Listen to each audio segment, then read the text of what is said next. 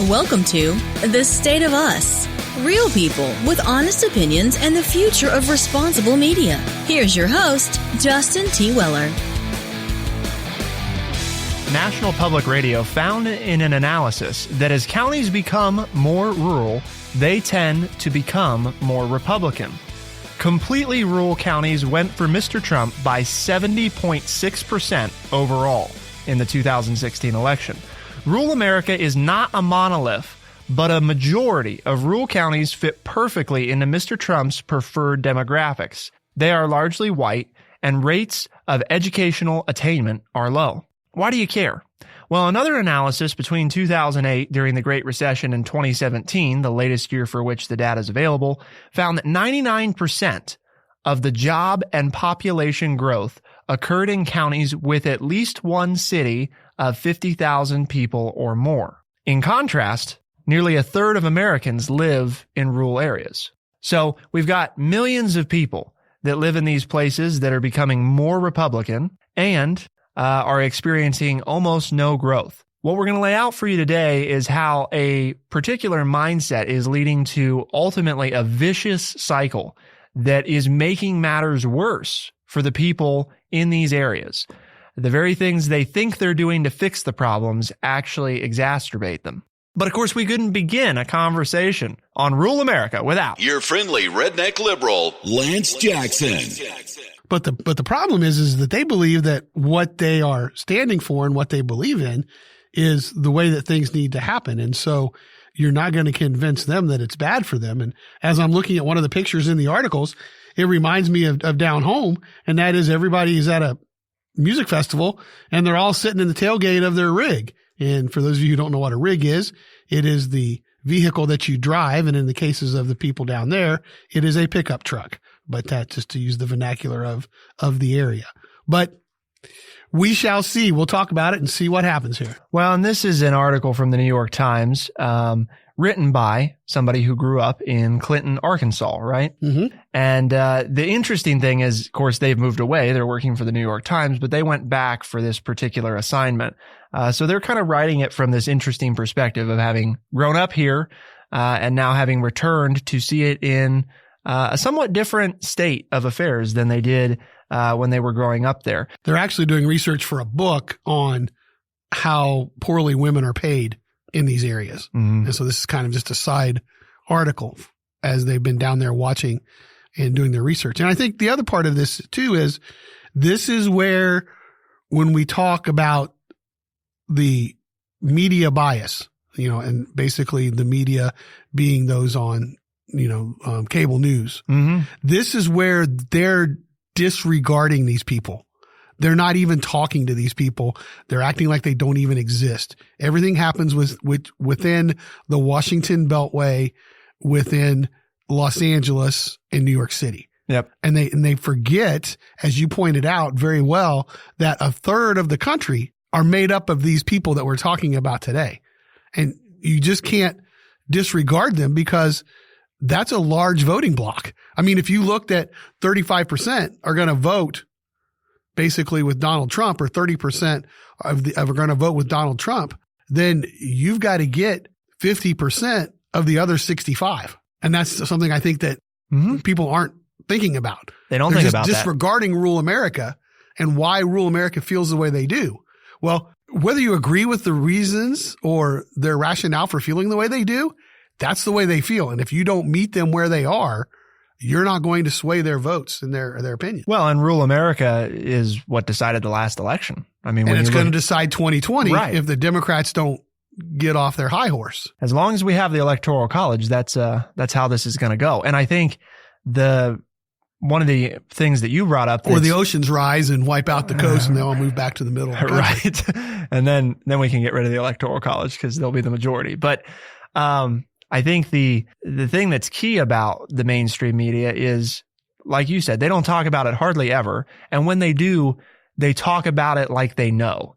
And I think if there's one thing that I can say about living in this part of the country is these people do not like to feel like they're being given the runaround, right, or that they're being sold something that's not true or taken for granted. Right. They don't feel like, don't disrespect me and don't take me for granted. Yep. I mean, this is where I grew up. I looked up, when you pulled out the article, I looked up and it's about 200 miles from where I grew up, in the middle of the Ozark Mountains. So, I know these people very well, whether I lived here, whether I lived there or not. And to be fair to you, they are similar to the people living here where we are in Ohio, but they're also a little bit different as well. Sure.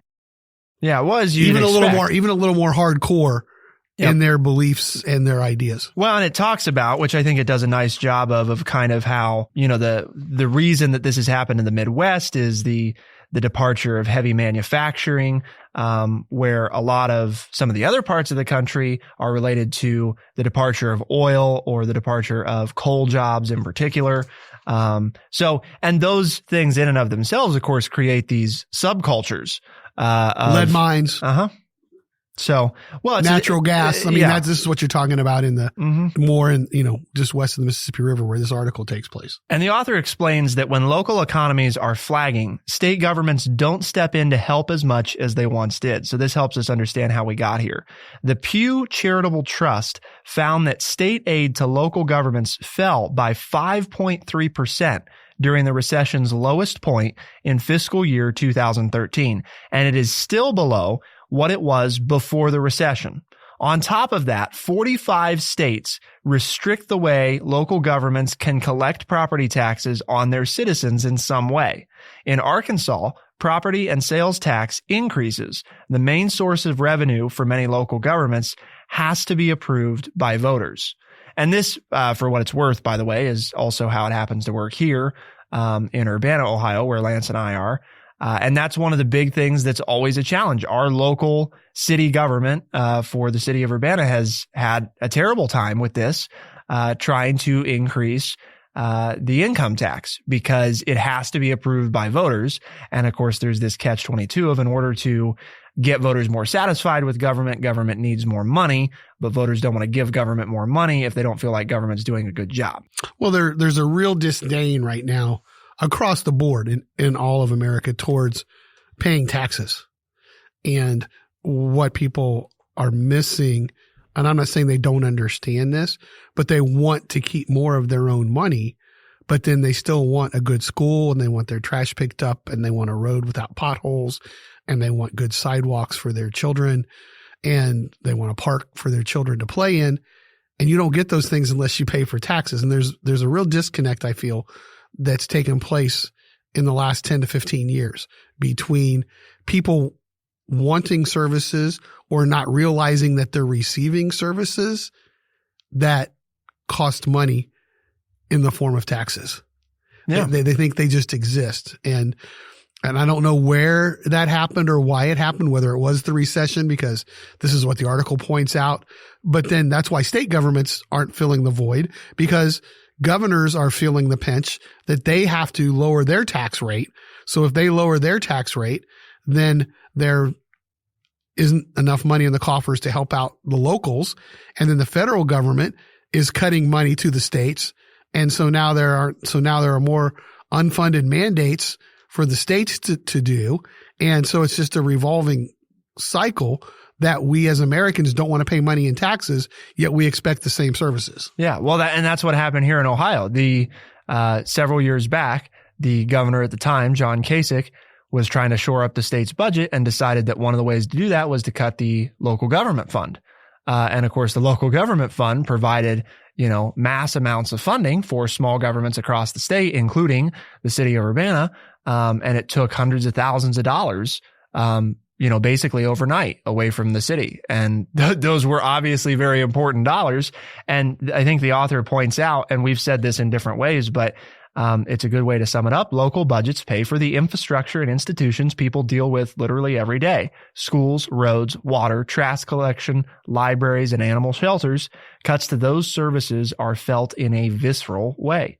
But if you do that to those of us in the rural areas, then we become, the concept of, Charlie Daniels Band, and that is leave this country boy alone. Fine. You want to leave me out on my own? Then I'll live on my own. I know how to throw a trout line and I can do this and a country boy will survive. And that becomes the mindset then of these rural Americans is that we don't want to have any, you don't want to do anything for us. We don't want to have anything to do for you and with you, and we'll take care of ourselves on our own. Right. Well, it just leads, it's a ongoing cycle because, the recession happens, right? So everything gets squeezed. And of course, some of the places that get squeezed the hardest are those that are the smallest and have the least power. And even though we talk a lot about local government maybe should have the most power, generally speaking, it has the least. It's very subordinate in regards to state and federal governments. And when the Fed pulls money from the state, and then the state pulls money from the local governments, because that's where it can take it from. And the local governments, they don't have anything left. I mean, who are they going to pull from, right? The people. That's their only choice. And the people say, no, the state's already pulled and the Fed's already pulled and it's already tough. We're not going to give you more money. Especially when these are not the big, exciting things that we always hear debated on cable news. And I think that's part of the problem, right? We don't spend a lot of time talking about efficient water distribution or trash collection or infrastructure maintenance. We don't cover cities that are doing a good job or call out the ones that are doing a bad job hardly ever, except when you have the most extreme of cases like Flint, Michigan. Then maybe we get some coverage. But even that, where's the follow-up on that now? So, we're going to look at next some of what this has led to and the mindset, and Lance alluded to it a little bit already. But then how this mindset is, only perpetuating the problem and only making it worse. And then, of course, in the back half of the show, we'll get to talk about, what do we do about this? Because, we don't want to leave our fellow rural Americans hanging on this one. Remember, The State of Us, at thestateofus.org, you can gain access to the articles that we're referencing on today's program. State of Us is available as a podcast and syndicated radio program. Be sure to go to thestateofus.org to see all the different ways you can listen and, of course, follow along with the show. Keep it right here on The State of Us, and we'll be right back.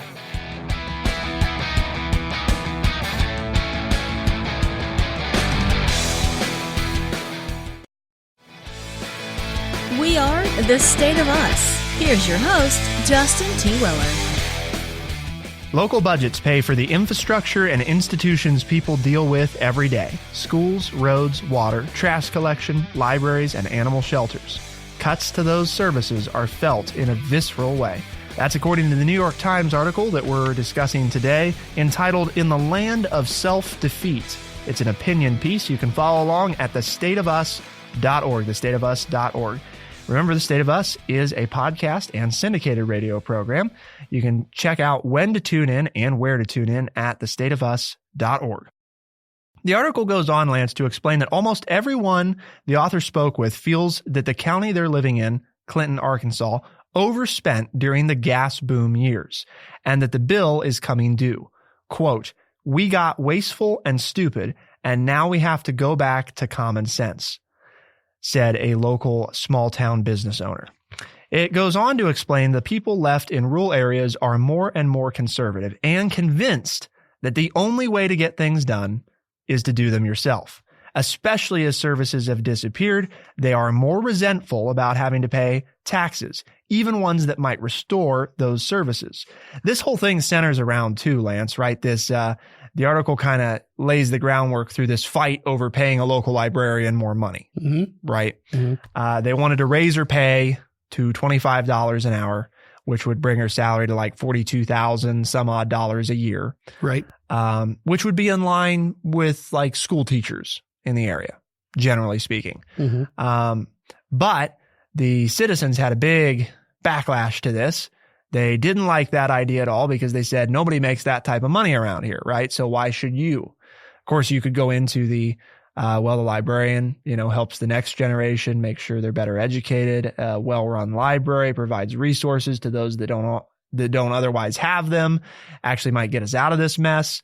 But the problem becomes, and this is, I think, the biggest handicap that these places are facing is this long-term versus short-term thinking, right?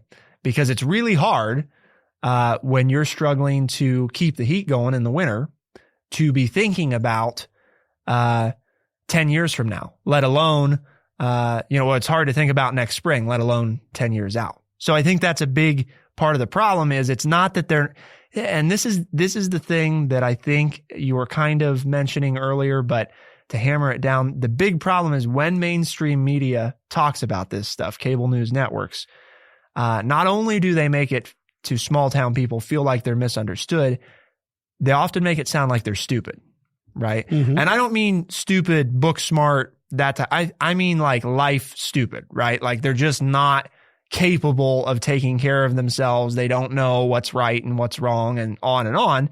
And that feeds into this cycle. Mm-hmm. And that's why it's not true. These people are very, can solve problems and take care of themselves. And they have never in their history really looked fondly upon the government, because the government only comes down in there to break up the stills or to do this or to, talk badly about the coal industry or to take lead out of everything, because that's horrible. So now I don't have the good job in the lead mines, or in this case, they were natural gas, and that's how they were making money. Then all of a sudden the price of natural gas, unbeknownst to anything that they could do or their control, bottoms out. And then they had made all these plans to build things up within their community because of this newfound resource of money coming in. And then that was just as quickly as it was given to them was taken away from them. And when this has happened to you repeatedly, generation after generation after generation, then it's like, you know what? You outsiders just stay away. We don't need you here, and we're going to take care of our own problems and do things the way we see fit that they need to be done. And then you come in and say, well, you guys don't understand because we have to do this. No, you guys don't understand that we don't want you and we don't need you. And the president very strongly plays into this mindset by telling people exactly that. And these people who feel like they have been put down and made fun of for generations now are saying, yeah, now how do the rest of you feel? Because now somebody's talking our game. And it's like, okay, you want to come back, or the East Coast media wants to come back and say, well, but you're really getting hurt by this. Yeah, well, you know what? You heard us before. So why should we believe what you're saying now, even though maybe you are right? And one of the quotes here, is that, call me narrow-minded, but I've never understood why a librarian needs a 4-year degree, someone wrote on the internet. We were taught the Dewey Decimal System in grade school never sounded like anything too tough. Now, we can pick that apart and talk about, well, sure, but you're not seeing the broad picture. But there's a little bit of truth in there, in that, you know what? We have the internet. Why do we need a library? We have all these things. We're trying to teach our intern in here how to read a newspaper. Well, why does he need a newspaper? He's got a device. Right. We don't need a newspaper anymore. Yeah. So why are we going to pay for a building to house a newspaper? Because that was part of the problem, is that they built this big, nice new building for a library, and now they can't pay it off. Mm-hmm. Okay. I can't feed my children. I can't pay for their health care. And you want me to pay for a library? Sure. Well, and from a common sense standpoint, right? I mean, it rubs people the wrong way. You need to see things from their view and in their eyes to try to understand. And instead, what we do is, I believe we put our values and our morals on top of other people, mm-hmm, and say, why can't you figure this out? It's so easy for me. Okay. Put yourself in the shoes of the other person and then understand. I guess it's easier a little bit for me because I've lived both ways. I go back home. These are the people that I talk to. Yet I am also educated and see the value in education and believe in education. We talk on this show all the time about how education is important to solve a problem. Mm-hmm. But these people are trying to survive. And education doesn't put food on your plate. Right. Knowing how to deer hunt, knowing how to skin a deer puts food on your plate. Knowing how to go frog gigging puts food on your plate. Knowing how to chop down trees heat your house. Yep. So who are we to say you need this esoteric thing called education when you're trying to fight for survival? Well, and that's you touched on two things. I think the newspapers, but the news industry in small towns. This is a big problem. Part of what's happened since the recession as well is you saw all these local news outlets go out of business, right? Sure. Close their doors, and nobody came in to replace them. So on top of the East Coast mainstream cable news media, right, now you've done away with. There's no voice for the common man. There's no voice for that small town. You've eliminated it. Right. So you take away the voice. Now the only thing left is the loud. That's a good point. The loud East Coast news. And it's not to say, because we talked about this the other day, it doesn't mean that there isn't value for small town people in listening to somebody from the East Coast. I mean, that's actually exactly what we're saying. There's value to both of them listening to each other. But as there are less and less small local affiliates and they continue to get turned into these bigger conglomerates, what happens is you lose that local advocate at all. Because now when, Fox News needs to go report in Urbana, Ohio, they don't have a station that's within 50 miles. Right. So they're sending somebody who's probably never even been to Urbana in their life, let alone know anybody and here. looks at it as a demotion. I've got to go out here and talk to these people. Yeah, you're sending me out into the middle of nowhere to do what? So, but that's what happens because there aren't any local opportunities. So then what further, I think, exacerbates the problem, right, is these people in these small communities watch this coverage of their small communities and they see this person standing on there and they can tell they don't know what the hell they're talking about. Right. They don't have any idea what's actually going on. They can't pronounce the local creek, or they can't pronounce the name of the local city or the local school because they put their East Coast bias. Well, this is the way I would say it. So, and they don't find out from the locals how it is pronounced. And I think the important thing, and this leads into the second point, is that a lot of this is unconscious. Okay. So this is not, and this is what makes it hard. A lot of this is not East Coast elites, right, intentionally trying to put down small town America. But it comes off that way. And that's where, like with everything, right, there's two different sides that have things to work on here. Mm-hmm. The East Coast elites need to be more sensitive to understanding that they don't understand, right? They have to do that. And then the other side of that is, from our perspective, rural America, we have to be sensitive to the fact that they're not trying to look down on us, even if they are, right? And even if it comes off that way. And also that there's a bigger picture. Yes. That it's not just us in this fight, but we as a nation are in this. And when I say fight, I don't mean a war or we're fighting with one another. We're in this fight to make America a struggle. There you go. A struggle to make America a better place. And, you mentioned, as soon as you mentioned the news media, well, I thought of healthcare, because we've done shows too. You want to come to these people in these rural counties and stuff. And you say, we need this healthcare. We need this health. And they're like, I got to drive 2 hours to get to the nearest doctor. Right. It doesn't matter to me.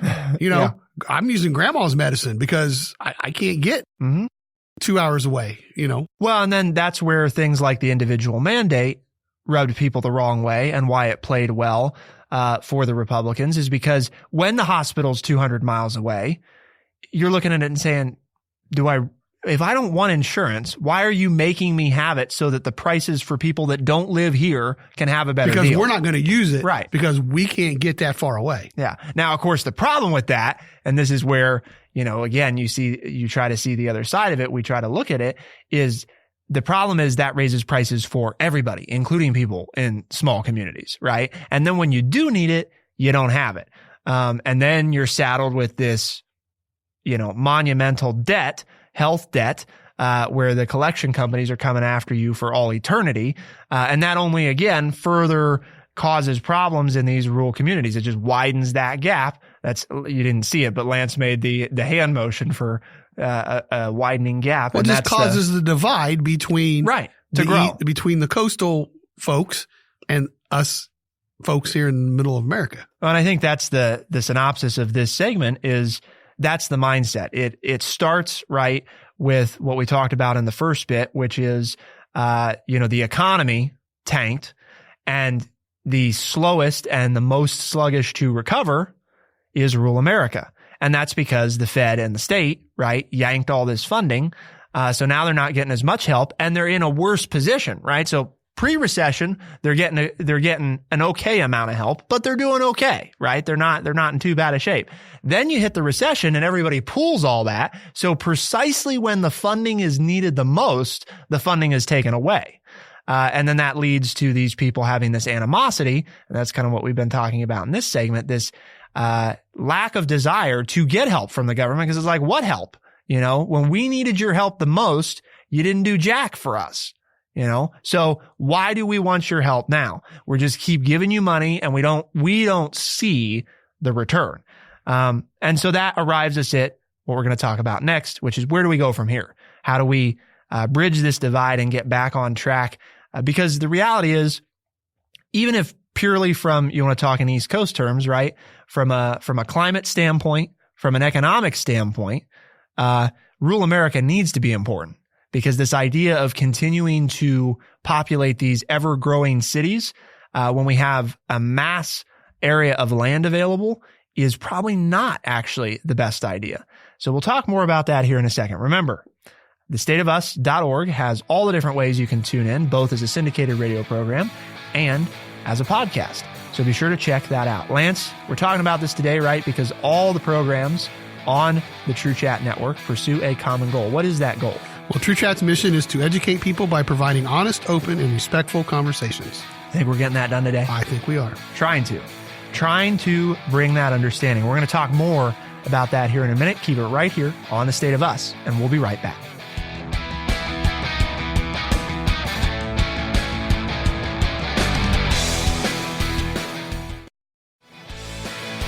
We are The State of Us. Here's your host, Justin T. Weller. The people left in rural areas are more and more conservative and convinced that the only way to get things done is to do them yourself. Especially as services have disappeared, they are more resentful about having to pay taxes, even ones that might restore those services. That is a quote from an article in the New York Times entitled "The Land of Self-Defeat." It's an opinion piece by Monica Potts. Ms. Potts is working on a book about low-income women in Arkansas, and she's originally from Clinton, Arkansas. So she's writing this perspective, having gone back and visited her hometown, her home county, and kind of seen what's going on. So what we've talked about so far is the problem so far, how we got here, right? And then also this mindset. And the mindset, unfortunately, is part of what's reinforcing the problem. So the problem actually is twofold. It's an economic problem, and then the mindset, which is leading to a continued downturn in renewing essential government services, is further contributing to the problem. It's only serving to make it worse. So, Lance, what we have to talk about is where do we go from here? How do we talk to the people that grew up in your neighborhood and get them to understand that if we keep going this way, we might as well be picking out our plot right now in the cemetery, right? I mean, that's what we're doing essentially. You're making the presumption that we need to talk to them. Do maybe the East Coast and West Coast liberals need to listen to what Middle America is saying? Well, I think like we said in the second segment, right? There needs to be some austerity here. You can't preach. Good word. You can't preach that we're going to balance the budget, and then when you get into power, you take it even further. And so you're asking me here in rural America to tighten my belt and take a hit because of the tariffs and because of this and because of we're going to get away from coal because we're going to make the environment safer and cleaner and better. But then you're continuing to spend more and more and more money and you want me to pay for it. So you're asking me to tighten my belt, but then taking more of my paycheck to pay for things that I'm not seeing any benefit from. So that's where I think it needs to be both. I mean, you've got to show them to answer your question, you have to show people in Middle America that you're legitimate about cutting the budget and that you are making it hurt everywhere and not just on them. Right. That's what you have to do. I mean, I come from Missouri. It's the show me state. So you can tell me whatever you want to tell me. As it says here in the article, if the way you want to do this, if the Democrats continue to make promises to make these lives better with free college and Medicare for all, these people are going to vote for Trump again, no matter how many scandals he has, because you're just talking about throwing away more money. You're not talking about saving money. You're not talking about cutting costs. And these people are all about cutting costs because that's what they've done since the recession. They continue to try to live on less and less and less each year. And then you come in and say, hey, we're going to spend even more money. And that doesn't make sense to people who have been tightening their belts for the last 6 or 7 years. So what do? You have to talk about being fiscally responsible, which neither side is doing. Yeah. I mean, nobody. Nobody's they don't even mention the national debt or a balanced budget or anything like that at all, which is why these people are so frustrated. They're just throwing up their hands and saying, it doesn't matter because it doesn't matter whether it's a Democrat or Republican. You guys just think money's growing on trees. So you have to be, I think the answer is somebody has to take the message and prove that they're going to be fiscally responsible. That's how you're going to reach people in middle America. I think the deficit, yes. I mean, I think that's a big one, right? Because these people, I mean, they have to live on a balanced budget, right? Because at some point the money runs out and you're just homeless. I mean, that's the end of the line. Exactly. So, or you're moving in with relatives. Yeah. And I mean, your life drastically changes one way or another. You lose the family farm and you have to move in with grandma and grandpa. If you're upside down for too long and too much, that's what happens. And then they watch the Fed and their representatives do the very thing that they can't do, and basically they're doing it on the backs of these people. Well, and it's the same thing that great grandma told them during the Great Depression. So when they look at the big government, they're like, you guys aren't going to be here very long because this is what my great grandparents went to when we lost the farm down on the other side of the holler. We lost all that land during the Great Depression. And now we're going to lose this piece of land. We just keep losing. Yet you want me to support more spending? That's not going to fly. I mean, unless you've got another answer to convince these people that they should pay more. Well, so in addition to, I think, getting serious about the deficit, which I think, I mean, that helps the rural America thing, but we just need to do that anyway, right? I mean, that's you and I have mentioned on the show a few we believe times so, but particularly for these people. Yes. This would be a big step towards convincing them to support you politically. Right. Whomever you may be. Yeah. Then the next thing, a couple things I just jotted down. I didn't think about these before the show. So, everybody take them, lightly because they may not be fully thought through, but that's what we're doing here. The first thing was, I think there needs to be a, rural caucus set up in Congress. I think congressmen from rural districts, and you come up with how to define that, they should all have a caucus together, Republicans and Democrats, because I think it's important that Washington gets serious about showing that they're taking this problem, I don't want to say this problem because it makes it sound like rural America is an issue, that they're making sure rural America is heard realistically. And you know what? Even though that caucus will be mostly made up of Republicans, the reality is this is good for Democrats too, because if Democrats don't like that Trump's in the White House, one of the reasons he's there is because these people didn't feel heard. Okay. Right. If you've done a better job of listening to them, you may not be where you are right now. You may not be going through this impeachment thing because he might not even be there. So it plays to both sides. It behooves us all to do a better job of listening. I'm not saying that's a bad idea. My only concern is it causes further divisions at a time when we're trying to break down partisanship. But sure, that's the only thing I can think of. I like the idea because of the voice and being heard. That's my only concern would be, is it going to cause a further division at a time when we need to bring us all back together? Well, and then the other thing. So what's your second one? Yeah. And this builds off of this. I don't think they're not mutually exclusive, but they could go well together, is a federal small town council. And I don't know if that's the right name or not, but what I mean by this is you choose people from rural areas across the country. Okay. And they could be preferably local government leaders. So they're elected already by their peers to represent them. You take mayors, and council members from across the nation, and you send them to Washington, to have scheduled time to speak on the floor of the House and the Senate. And there's no way around this. It becomes part of regular procedure. And it's kind of like a State of the Union address, but instead it's a, state of small towns address. So that, and you do it during prime time, right? Just like the State of the Union, so that you get more attention to people so that they really understand what's going on. Because I think one of the big things from the people who don't live in rural areas is they really just don't understand. Right? We already talked about that. Part of the reason that we're here is because when they talk about it, it's so clear they don't get it. And I think it's the twofold approach, right?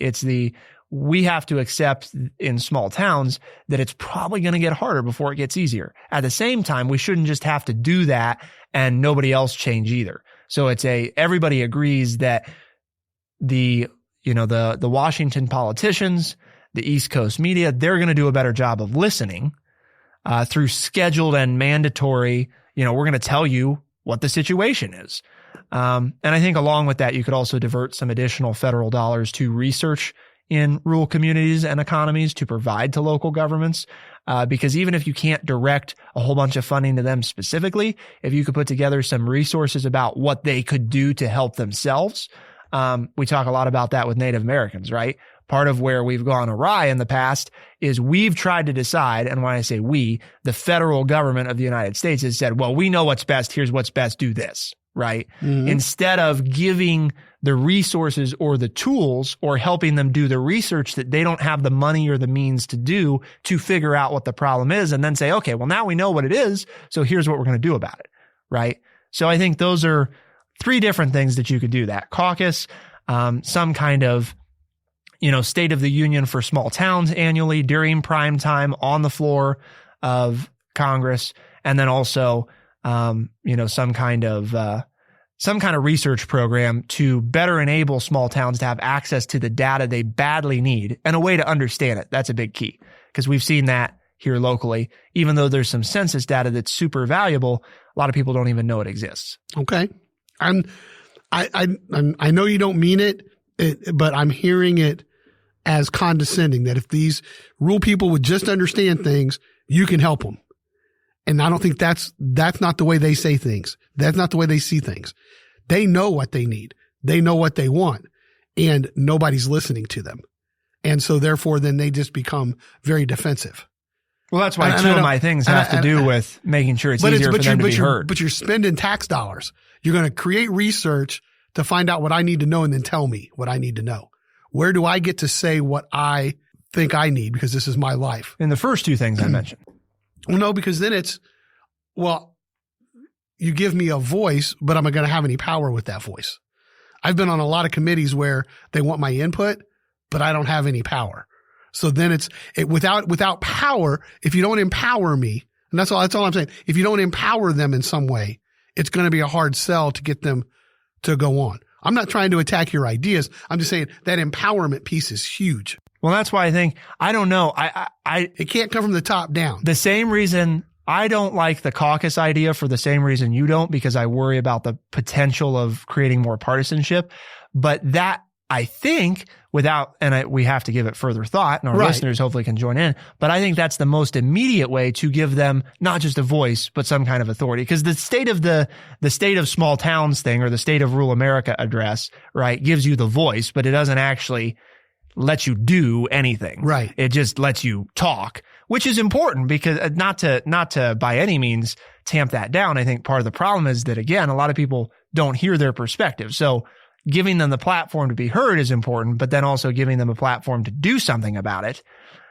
So maybe there's a way to tie in the caucus to make it so that these congressmen, in signing up for the Congress, agree to sit down with local elected officials, at certain intervals, maybe quarterly, from their areas, to get an idea of what they actually need. And then that way they can go as a caucus and say, okay, here's the common things that these small town governments told us they need. Now, as a caucus, we're going to go forward and sponsor legislation to do something about this. So hopefully that, and again, I think part of the problem is this disdain for Congress, but this is what Congress is supposed to be for. So, well, it's more that top down, right? The disdain for top down. Yeah. Empower the people to do something. Mm-hmm.